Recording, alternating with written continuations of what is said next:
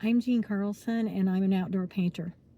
I'd like to talk to you today about a hobby in retirement that might be drawing or painting, and if you might consider doing that after listening to what I say. When you think of a hobby, it sounds like just a word, kind of insignificant, like I just do this as a hobby instead of, a business or something like that. And it sounds unimportant, but it's not. A hobby can be extremely important. And I'm going to kind of illustrate how that is. I had a couple of instances in my life where I was affected by something that someone did that was probably a hobby. The first one is my father, my dad. He kept a notebook in his pocket, and daily he would record what he did. But he recorded it in maybe 2 sentences or possibly 3, very short. But each and every day he would record it.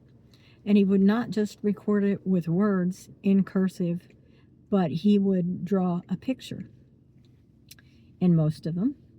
There would be a tractor, or there would be, if he went out and had to kill a snake or do something, he would, instead of writing the word snake, he would draw a picture of the snake.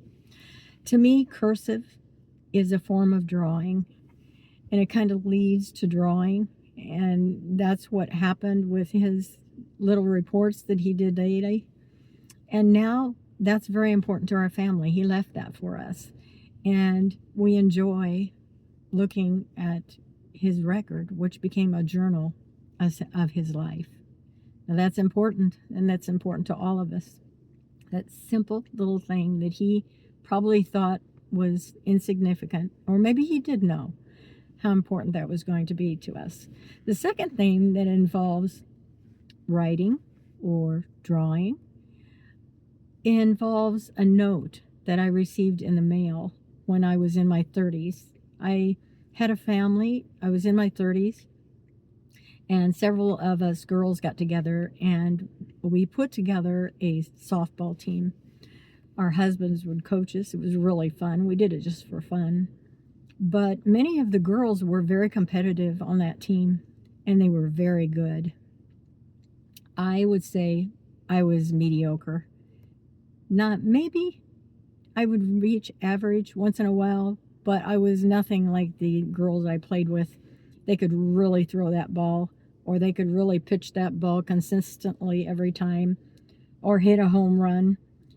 I was lucky to be able to be on that team, I thought, because I thought I was just an average player. There were moments, I had moments where I thought, wow, I can't believe I did that. But they were few and far between.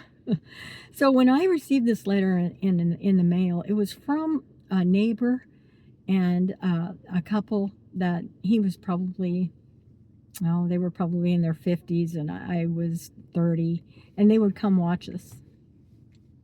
So later on in life, I received this letter from this gentleman who was in our community, who had lost his wife and moved away and was in a home, and he was elderly by this time, and he wrote me this note.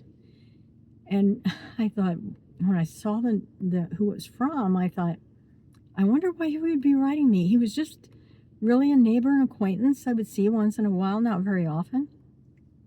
I opened that letter, and it was a full-page letter, and it was about how much he and his wife had enjoyed watching us play softball, and how much I improved all the time and was a great surprise to him. That letter meant a lot. It was done in cursive, and it was personable. And he died 2 weeks later after writing that letter. I think he knew he wanted to send some information to people that he hadn't written before, and it was really quite touching. So I remember that. So those are the two instances that have to do with cursive. And as I said, I consider cursive drawing. You're using the other side of your brain, the creative side of your brain, to write. So those things are important. Now, let's get on to painting and how important that can be. Because when you paint or draw, Like any hobby, there are similar hobbies, but I'm going to relate it to painting. Um, it's actually a record of who you are. It's autobiographical. So you are leaving something for your family, really. And I figured that out when I had a grandchild. My grandchild was 1 year old, and my daughter asked me to paint a mural in his bedroom. He was only 1 year old. 1 year old. So I painted this mural. I had dabbled in painting and done some murals in the past. I didn't do what I'm doing now, which is much more involved and more of a daily thing. But back then, I enjoyed doing a few murals on large walls. So I did. I painted one for him, and it got me back into painting again. So the next year, when he was 2, she wanted me to do another. That one in his bedroom. It was a picture of a train. And then I did one of a thunderstorm, and I come to find out it scared him because it was so. I did large paintings for him, and they all ended up in his bedroom.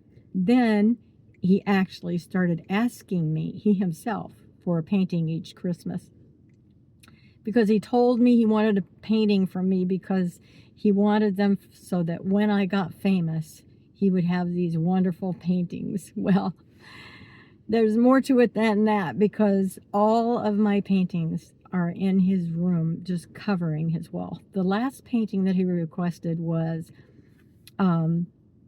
one of outer space, and all of the planets had to be lined up where they're supposed to be, So I enjoyed doing that one. So don't think that just a hobby is unimportant. And, realize that when you retire, you have to do something purposeful, I think. You have to make your own schedule in order to really enjoy your retirement. There for a while, I thought, I've got all this time. I'll just do whatever I want to do. The more I scheduled my time, the more satisfied I became. So I make sure that I sit down and do something that I think is purposeful, and I think a hobby would fill those needs for about anybody. I'd like your thoughts on this. Let me know what you think, and consider whatever it is you're doing might be more important than you think it is. And painting from life can just expand your world and your brain and keep you moving through life. Have a great day.